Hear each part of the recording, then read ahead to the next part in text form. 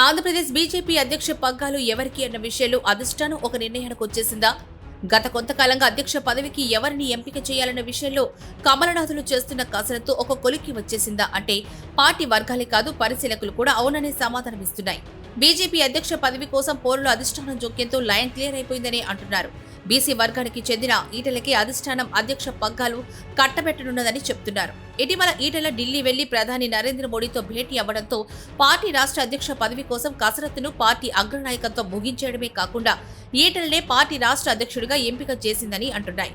గత ఏడాది అసెంబ్లీ ఎన్నికలకు ముందు రాష్ట్రంలో అధికారం చేపట్టడమే లక్ష్యమంటూ బీజేపీ అగ్రనాయకత్వం తీసుకున్న కొన్ని చర్యలు, నిర్ణయాలు బూమరాంగ్ అయ్యాయి. దీంతో అప్పట్లో అసెంబ్లీ ఎన్నికల్లో బీజేపీ అనుకున్నంతగా పర్ఫామ్ చేయలేక చతికిల పడింది.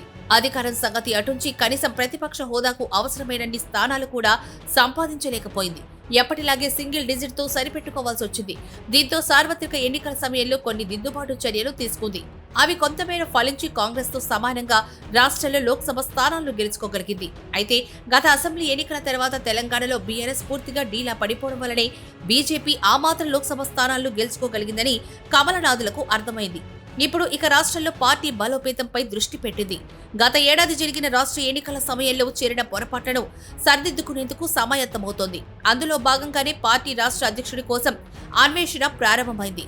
గత ఎన్నికలకు ముందు వరకు రాష్ట్ర అధ్యక్ష పగ్గాలు చేపట్టిన బండి సంజయ్ రాష్ట్రంలో పార్టీని బలోపేతం చేయడమే కాకుండా బీజేపీని అప్పటి అధికార బీఆర్ఎస్ తో ధీటుగా తలపడే స్థాయికి ఎదిగేలా చేశారు. అయితే ఆ తర్వాత జరిగిన పరిణామాలతో ఆయన పార్టీ హైకమాండ్ రాష్ట్ర అధ్యక్ష బాధ్యతల నుంచి తప్పించింది. ఆయన స్థానంలో కిషన్ రెడ్డికి పగ్గాలు అప్పగించింది.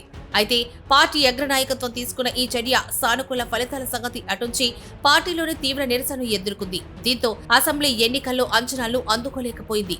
సార్వత్రిక ఎన్నికల్లో పార్టీ ఓ మేర మెరుగైన ఫలితాలను సాధించగలిగినా ఆ క్రెడిట్ మాత్రం కిషన్ రెడ్డి ఖాతాలో పడలేదు. కిషన్ రెడ్డికి కేంద్ర మంత్రి బాధ్యతలు కూడా ఉండడంతో ఆయన స్థానంలో కొత్త అధ్యక్షుడిని ఎంపిక చేసి నియమించాలని నిర్ణయించింది.